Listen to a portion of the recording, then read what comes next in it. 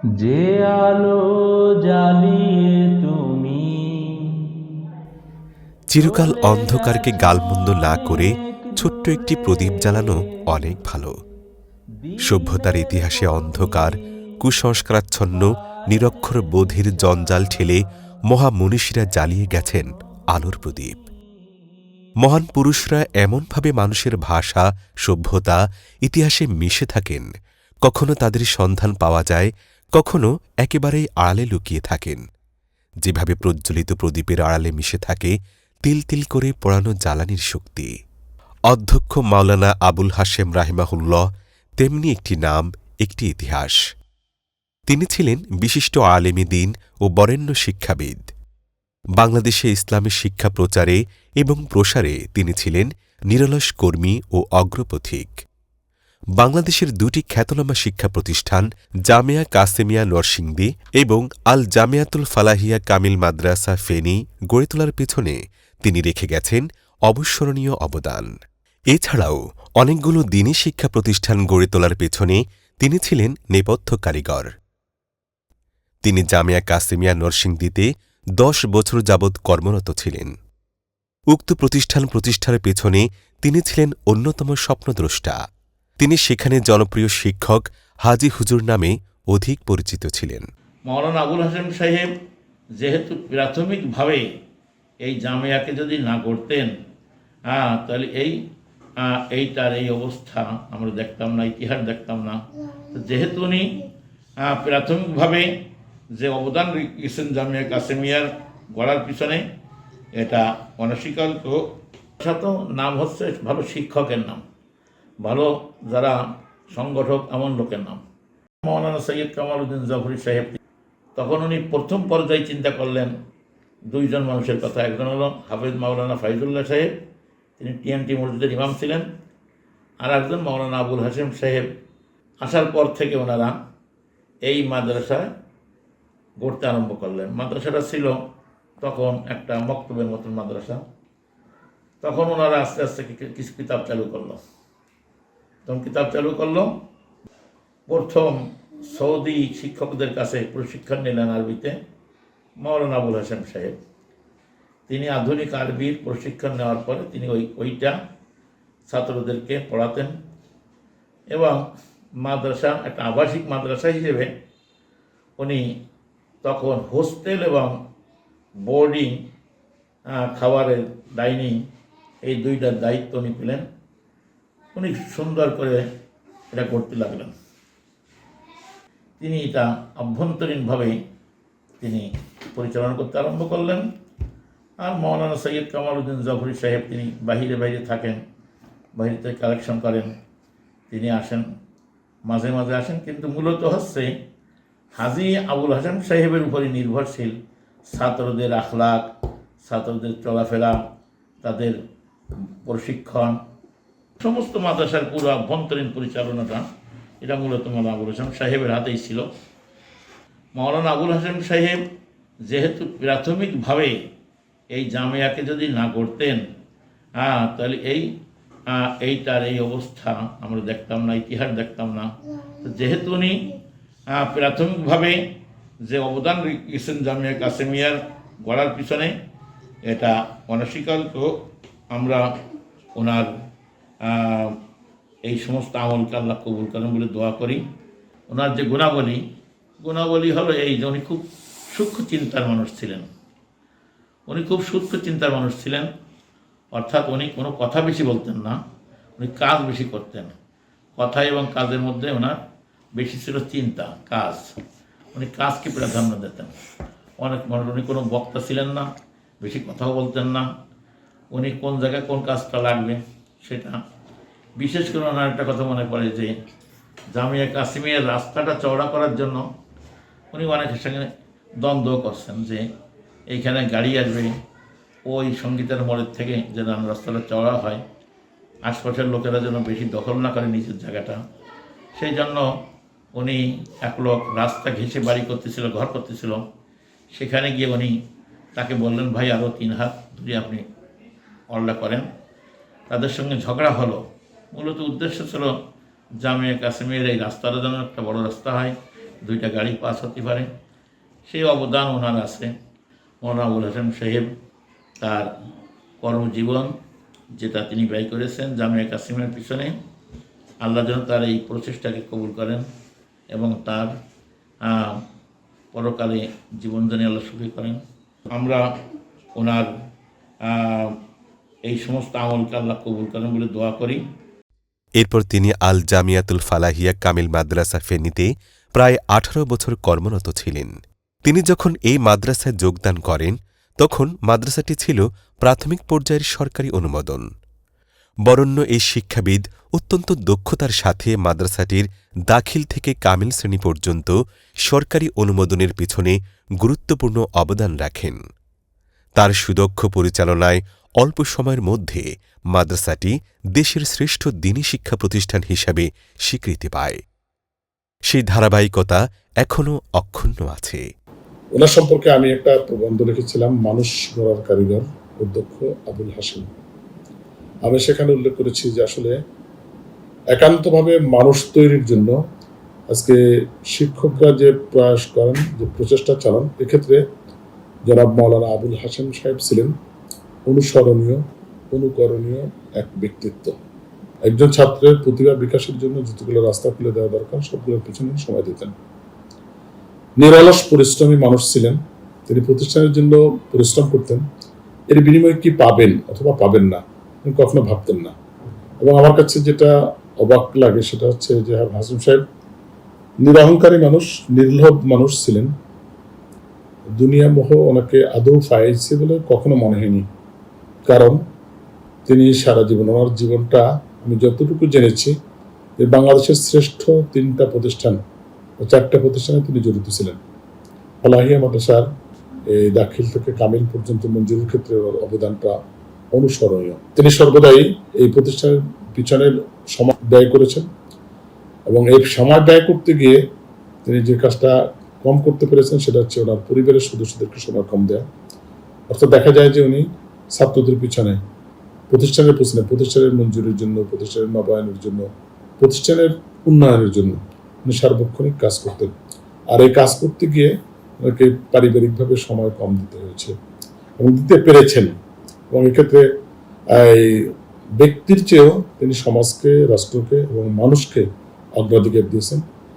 অর্থাৎ নিজের কাজের চেয়ে অন্যের কাজকে তিনি অগ্রাধিকার দিয়েছেন। এমন এক ব্যক্তি ছিলেন, নিজের জন্য এখানে কি প্রয়োজন বা আমি কি পেতে চাই এটা আমাদের কাছে খুব গ্রহণযোগ্য ব্যাপার ছিল না, কিন্তু আমি জাতির জন্য কিছু দিতে হবে। এই জন্য আমার পক্ষে সম্ভব ছিল এই মাদ্রাসাটাকে দাখিল, আলেম, ফাজিল, কামিল পর্যন্ত নিয়ে আসা। এবং কখনো যদি মাদ্রাসার কোনো সমস্যা দেখতাম যে ঘুম নষ্ট হয়েছে, উনি রাত্র 12টা 1টা পর্যন্ত এখানে থাকতেন, কাজ করতেন, আমাদেরকে বসিয়ে রাখতেন।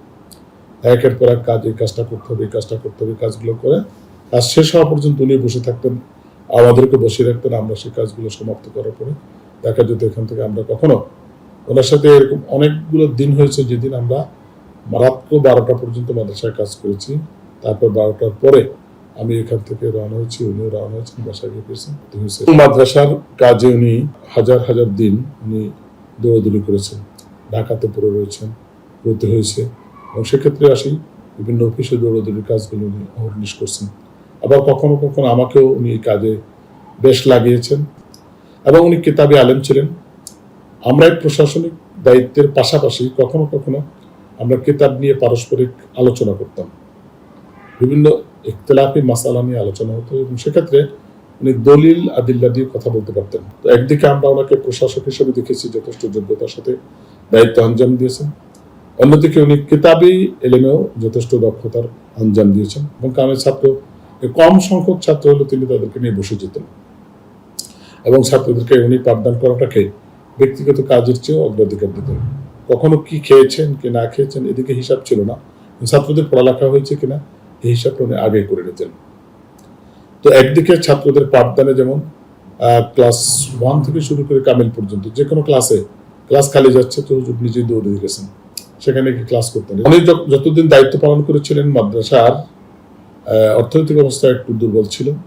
এই অর্থনৈতিক দুর্বলতা দূরীকরণের জন্য তিনি তখনকার সময়ের মাদ্রাসার সভাপতি ছিলেন বিশিষ্ট শিক্ষাবিদ অধ্যক্ষ মোহাম্মদ মুস্তফা।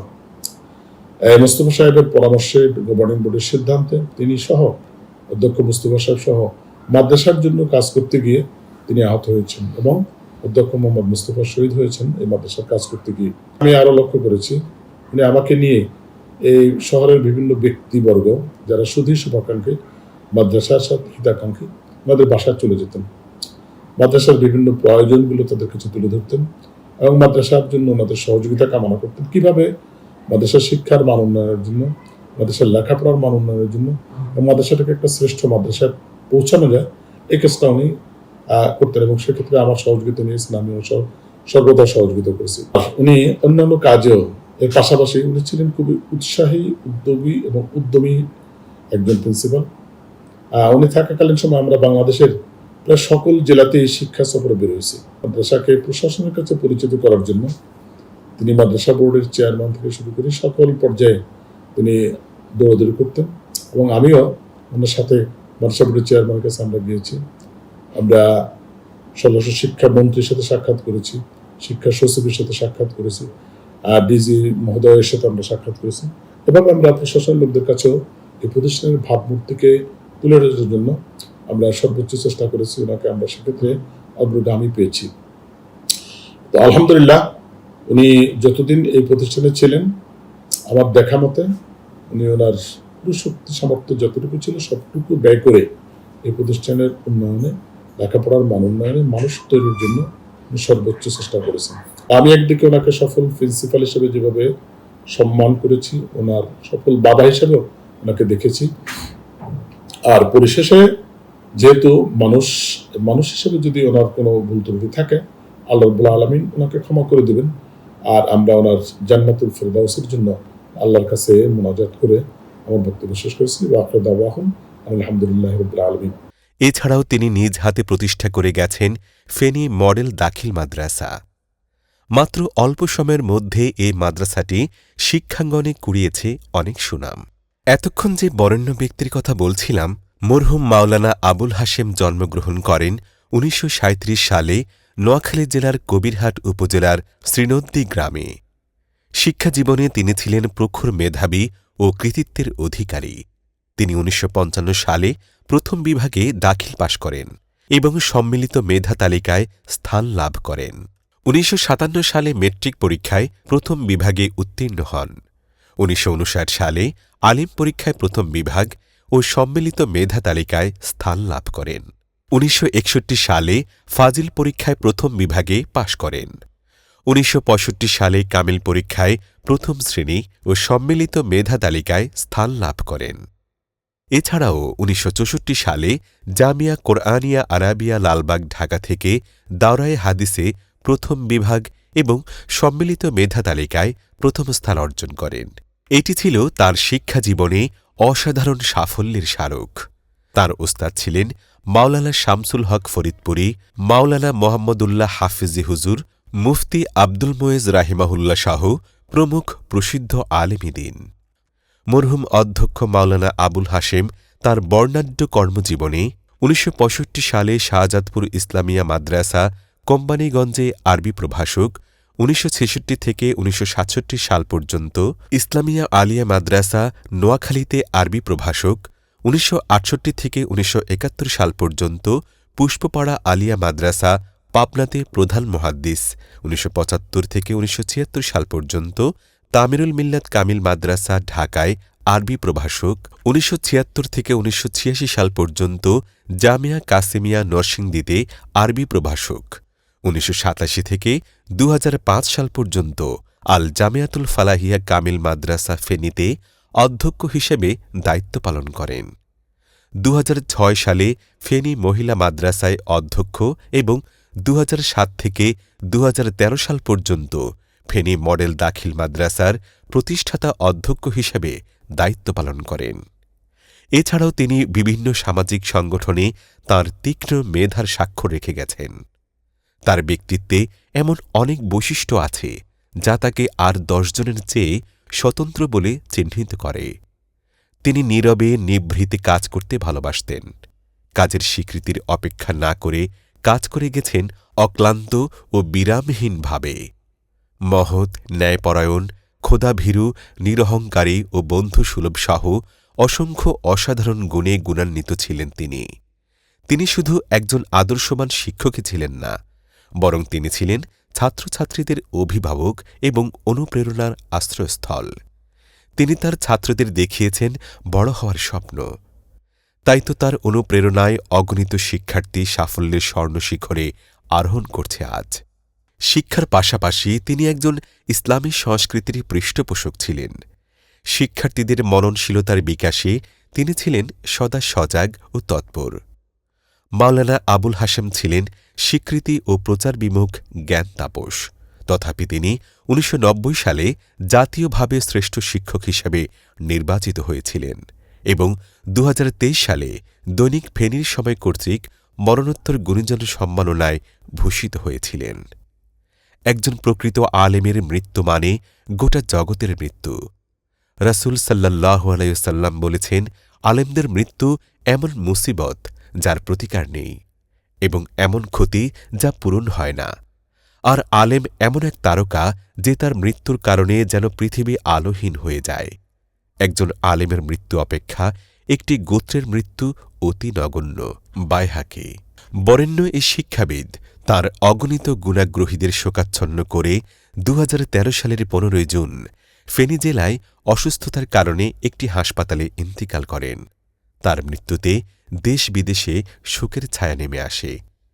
তিনি চলে গেছেন, কিন্তু আমাদের মাঝে রেখে গেছেন জ্ঞানের আলোক শিখা, যা যুগ থেকে যুগান্তরে সভ্যতাকে আলোকিত করে যাবে। আমরা জ্ঞান তাপস এই শিক্ষাবিদকে গভীর শ্রদ্ধাঞ্জলি নিবেদন করছি। আল্লাহ রাব্বুল আলামিন তাকে জান্নাতুল ফেরদাউস নসিব করুন। তুমি চলে গেছ অনেক দূরে, দিনের পথি পায় যে দিশা এখনো গহীন